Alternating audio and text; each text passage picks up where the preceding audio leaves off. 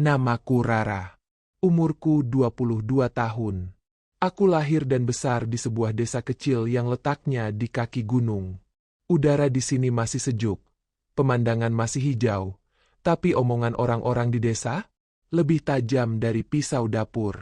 Di desa ini, semua orang saling kenal, dan semua urusan, sekecil apapun, bisa jadi bahan omongan dari warung ke warung, dari mulut ke mulut.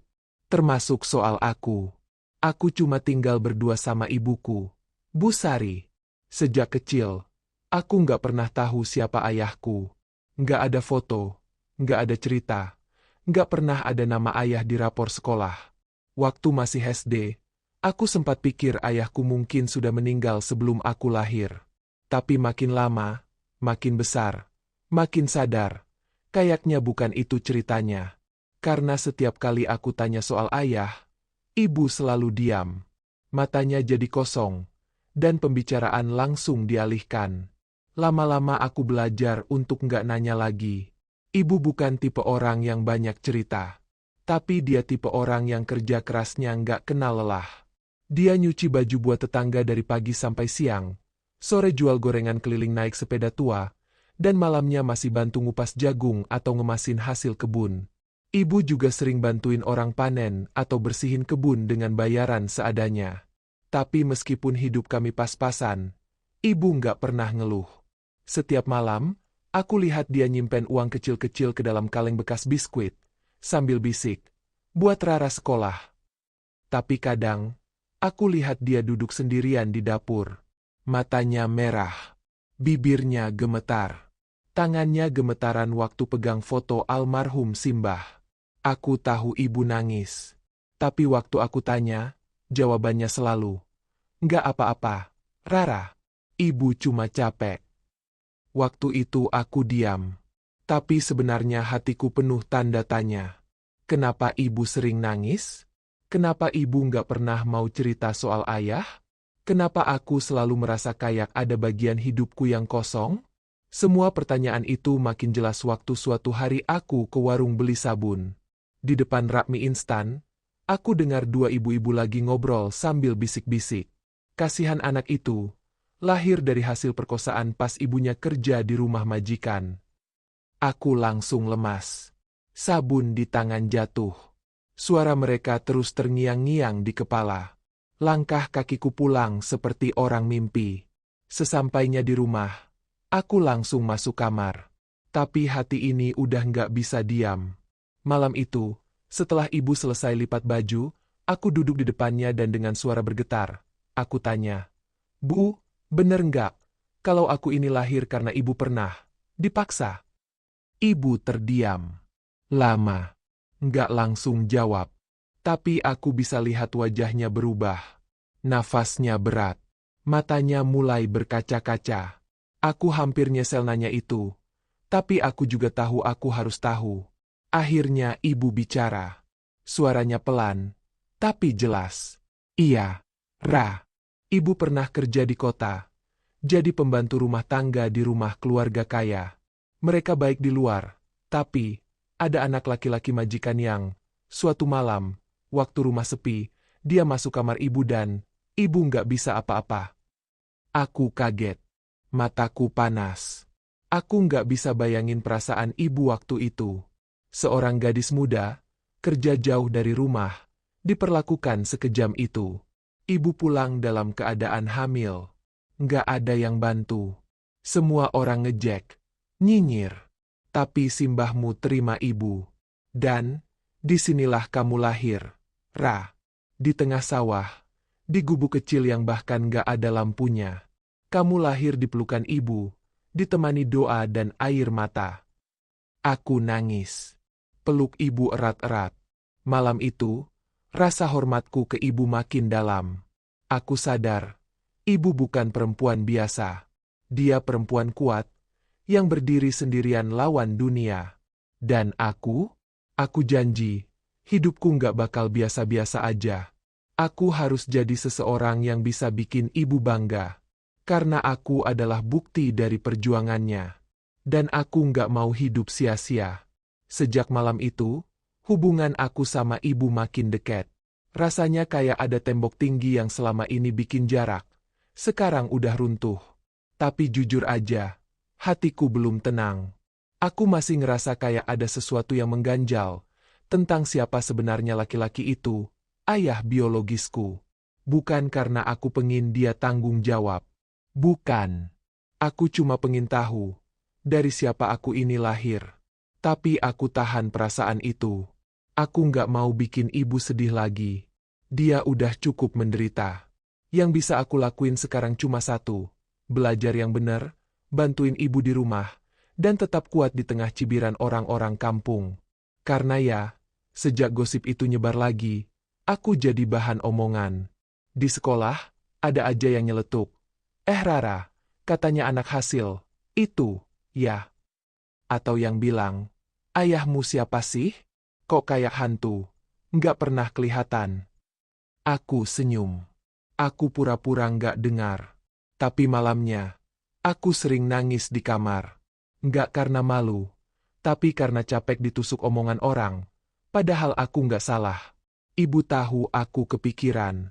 Dia pernah bilang, Ra, hidup itu bukan tentang dari mana kamu lahir, tapi kamu mau jadi apa.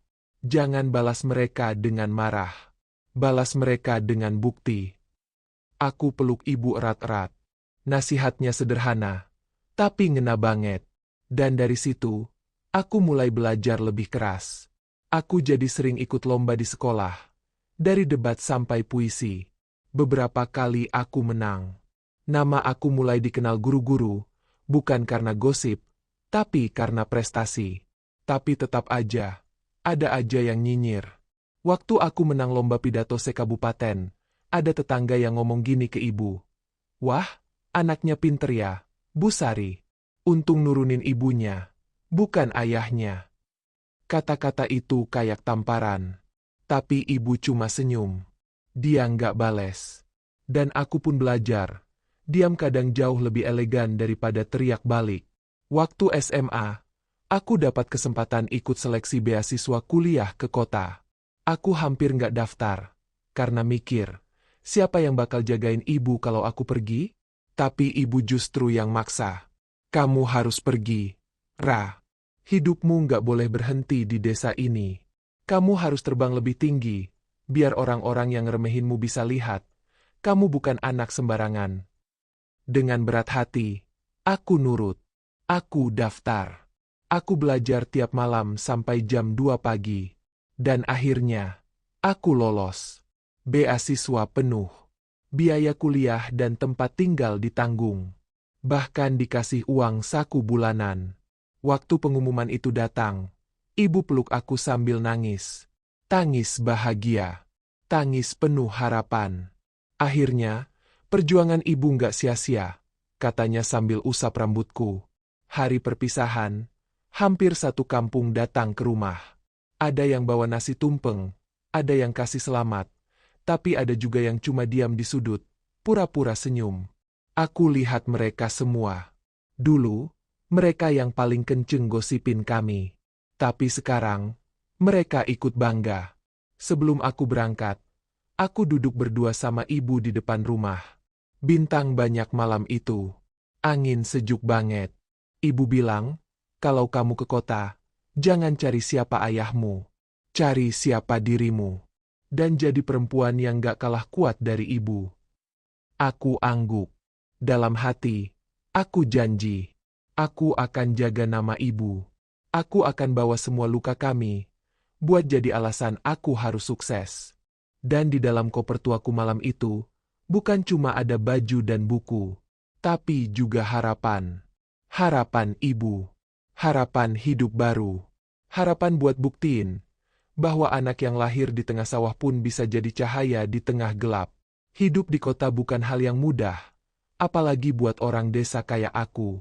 Hari-hari pertama di asrama mahasiswa, aku cuma bisa duduk di kasur sambil lihat langit-langit dan mikir, ini beneran ya? Aku udah di sini? Beneran kuliah? Semua serba baru. Bahasa orang-orangnya, gaya berpakaian, cara ngobrol, bahkan cara belajar. Aku sempat minder. Beberapa temanku anak orang kaya. Ada yang datang naik mobil, ada yang suka cerita tentang liburan ke luar negeri. Sementara aku, datang cuma bawa koper kecil, isinya baju sumbangan dan satu potret kecil ibu yang aku simpan di dompet. Tapi aku tahu, aku nggak kesini buat gaya-gayaan. Aku kesini bawa nama ibu, bawa luka masa lalu, bawa harapan dari desa yang selalu dihina. Aku kesini untuk buktiin, anak tanpa ayah pun bisa berdiri tegak. Setiap pagi aku kuliah, siangnya aku kerja part-time. Mulai dari jaga toko fotokopian, bantuin di warung makan, sampai bersihin kos-kosan orang. Aku nggak malu. Yang penting halal. Yang penting aku bisa kirim uang ke ibu setiap bulan, walau cuma 100-200 ribu. Suatu hari, aku ketemu dengan salah satu dosen muda di kampus. Namanya Pak Arya. Orangnya ramah, cara bicaranya tenang, dan sering ngajak diskusi. Awalnya aku biasa aja, tapi lama-lama beliau perhatian banget. "Rara, kamu punya potensi besar," katanya suatu hari. "Jangan pernah ngerasa kecil karena masa lalu. Kadang, luka itu justru bikin kita lebih kuat dari yang lain." Aku cuma senyum waktu itu, tapi dalam hati aku goyah. Belum pernah ada laki-laki yang ngomong kayak gitu ke aku, tanpa maksud jelek, tanpa merendahkan. Tapi aku tahan. Aku belum siap percaya siapapun. Trauma ibu terlalu dalam buat aku warisi begitu saja. Tapi, di sisi lain, diam-diam aku mulai nyari tahu tentang siapa ayah kandungku. Bukan buat marah-marah. Aku cuma pengen tahu wajahnya. Hidupnya sekarang seperti apa? Apakah dia pernah mikir soal aku? Apakah dia pernah kepikiran minta maaf ke ibu? Dari cerita ibu, aku tahu namanya. Aku cari lewat internet, sosial media, alumni kampus, sampai akhirnya aku nemu satu nama dan wajah yang cocok. Dan benar saja, aku shock. Dia sekarang seorang pejabat daerah. Punya istri cantik. Anak 2. Hidupnya kelihatan sempurna. Hatiku hancur. Sementara aku dan ibu dulu hidup numpang di gubuk sawah, makan dari singkong rebus, dia menikmati hidup mewah bersama keluarga barunya. Rasanya nggak adil. Tapi aku tahu, aku nggak boleh egois. Aku harus tenang. Beberapa hari kemudian, aku duduk sendirian di taman kampus sambil lihat foto laki-laki itu. Tiba-tiba air mataku jatuh sendiri. Bukan karena benci, tapi karena kecewa. Aku cuma pengen dia tahu bahwa aku ada, bahwa aku bukan aib. Aku adalah anak dari perempuan paling hebat yang pernah dia sakiti. Malamnya aku telpon ibu. Aku cerita semuanya. Tentang pencarian diam-diamku. Tentang sosok laki-laki itu. Ibu diam lama. Lalu suaranya terdengar di ujung sana. "Ra, kamu boleh tahu siapa dia. Tapi jangan pernah biarin dia masuk ke hidupmu. Dia bukan bagian dari masa depan kita. Dia bagian dari luka. Dan kita udah cukup jauh berjalan. Jangan balik lagi." Aku terdiam. Tapi dalam hatiku, aku tahu, ibu benar. Dan saat itu juga, aku hapus semua jejak pencarianku. Aku simpan foto itu dalam folder paling dalam di laptop. Bukan buat dikenang, tapi sebagai pengingat bahwa aku adalah seseorang yang bertahan. Bukan karena dia, tapi karena ibu. Setelah semua pencarianku soal ayah kandung berakhir di layar laptop, aku fokus lagi ke kuliah. Hari-hariku kembali sibuk seperti biasa. Pagi belajar, siang kerja part-time, malam nulis tugas. Aku udah makin terbiasa hidup sendiri, jauh dari ibu, tapi semangatku tetap dari beliau. Sampai suatu hari, aku ngerasa ada yang berubah di kampus. Teman-teman yang biasanya ngobrol jadi mulai jaga jarak. Beberapa bahkan kayak sengaja bisik-bisik kalau aku lewat. Ada satu kejadian yang bikin semuanya makin jelas.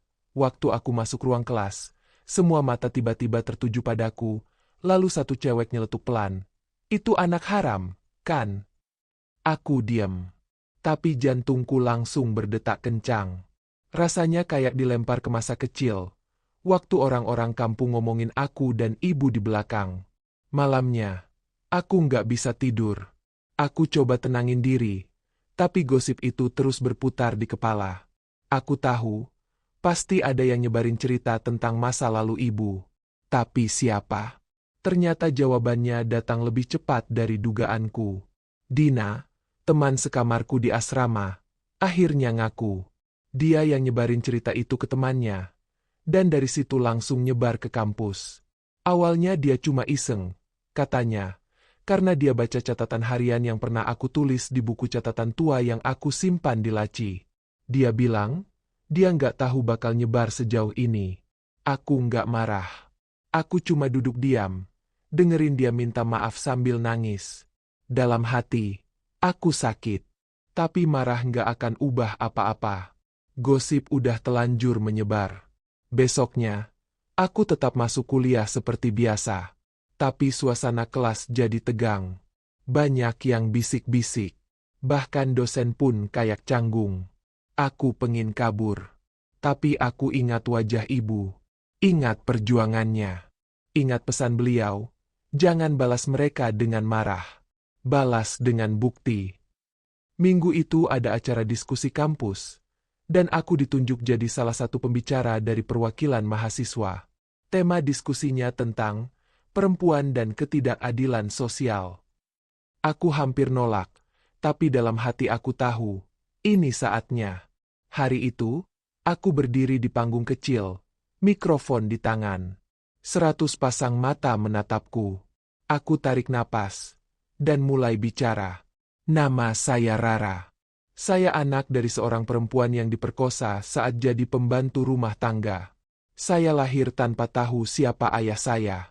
Tapi saya dibesarkan dengan cinta, bukan kebencian. Saya dibesarkan oleh perempuan paling kuat yang pernah saya kenal, ibu saya. Ruangan langsung sunyi. Banyak dari kalian yang mungkin dengar cerita masa lalu saya. Tapi saya berdiri di sini bukan untuk cari simpati. Saya berdiri karena saya nggak malu. Saya bukan hasil aib. Saya adalah bukti bahwa seseorang bisa tumbuh dari luka, dan jadi kuat karena itu. Waktu aku selesai bicara, semua orang diam. Tapi perlahan, satu persatu tepuk tangan mulai terdengar. Dosen-dosen berdiri. Teman-temanku yang dulu bisik-bisik menunduk. Bahkan Dina, teman sekamarku yang nyebarin gosip, menangis dan langsung peluk aku di belakang panggung. Malam itu aku telpon ibu. Suaranya tenang seperti biasa. Gimana kampus, Ra? Aku jawab sambil senyum. Hari ini aku menang, Bu. Bukan lomba. Tapi aku menang atas diriku sendiri. Ibu cuma bilang, kamu anak ibu yang paling berani. Dan malam itu, untuk pertama kalinya, aku ngerasa, dunia mulai memandangku bukan dari masa lalu ibu, tapi dari caraku berdiri hari ini. 3 tahun berlalu sejak hari itu. Aku udah lulus kuliah. Alhamdulillah, dengan predikat cum laude. Semua hasil kerja keras, air mata, dan doa yang selama ini aku kumpulkan, akhirnya terbayar. Sekarang aku kerja di salah satu LSM yang fokus nanganin perempuan korban kekerasan. Aku ngerasa, ini bukan sekadar kerja. Ini panggilan hati. Karena aku tahu persis gimana rasanya jadi anak dari seorang perempuan yang pernah dilukai dunia, tapi tetap memilih untuk kuat. Aku sewa kontrakan kecil di pinggir kota. Dan akhirnya, aku ajak ibu pindah dari desa. Ini pertama kalinya ibu naik kereta ke kota. Matanya berbinar-binar waktu aku jemput di stasiun. Tangannya terus menggenggam erat lengan bajuku. Ra, ini beneran ya? Kita di kota sekarang. Iya, Bu. Ini rumah baru kita. Aku tahu ibu gugup, tapi juga bahagia. Di rumah kontrakan sederhana itu, aku siap mulai hidup baru bareng orang yang paling aku sayang. Suatu hari, ada acara peringatan Hari Perempuan Nasional di tempat kerjaku. Dan aku diminta jadi pembicara. Tema yang diminta, perempuan terluka yang bertahan. Awalnya aku ragu, tapi ibu yang justru dorong aku. Kamu ceritain aja kisah kita, Ra. Biar orang tahu, luka nggak selalu bikin hancur. Kadang luka bisa tumbuhin cahaya. Dan benar aja. Di acara itu, aku berdiri di depan banyak orang. Di kursi baris depan, ibu duduk sambil pegang tas kecil dan tisu. Aku cerita segalanya. Tentang ibu. Tentang bagaimana aku lahir. Tentang perjalanan kami dari sawah ke panggung ini. Tangisan pecah di ruangan itu. Beberapa ibu-ibu peluk aku setelahnya. Bilang mereka juga pernah jadi korban. Dan ingin mulai bangkit. Tapi ternyata, bukan cuma mereka yang hadir hari itu. Beberapa hari setelah acara, aku dapat email dari seorang laki-laki. Singkat. Isinya. Saya ayah biologismu. Saya hadir di acara itu. Maafkan saya. Rara. Boleh kita bicara? Dadaku langsung sesak. Dunia serasa berhenti sebentar. Aku nggak langsung jawab. Aku tunjukin email itu ke ibu. Beliau baca, lalu diam. Lama. Tapi wajahnya tetap tenang. Kamu mau ketemu dia? Tanya ibu pelan. Aku jawab jujur. Dulu pengin. Tapi sekarang, aku nggak butuh dia. Aku udah punya segalanya. Ibu tersenyum. Tapi aku tahu, senyum itu berat. Akhirnya, aku balas emailnya. Bukan untuk bertemu. Tapi aku tulis begini. Terima kasih sudah mengakui keberadaan saya. Tapi saya tidak ingin membuka luka yang sudah saya jahit rapat-rapat bersama ibu. Saya tidak membenci Anda. Saya hanya memilih untuk melanjutkan hidup bersama orang yang benar-benar mencintai dan memperjuangkan saya sejak awal. Ibu saya. Tak lama setelah itu, aku terima email balasan. Isinya cuma satu kalimat. Kamu anak yang hebat. Maaf saya tidak pantas. Setelah itu, dia nggak pernah muncul lagi. Dan aku pun merasa, akhirnya, semua cerita ini ditutup dengan tenang. Hari demi hari, hidup kami makin baik. Aku bisa ajak ibu jalan-jalan, makan di warung enak, beli baju baru tanpa lihat harga.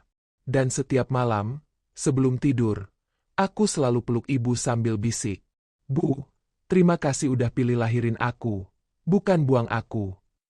Ibu akan jawab sambil senyum, kalau ibu nggak lahirin kamu, dunia ini bakal kehilangan anak paling kuat yang pernah ibu kenal.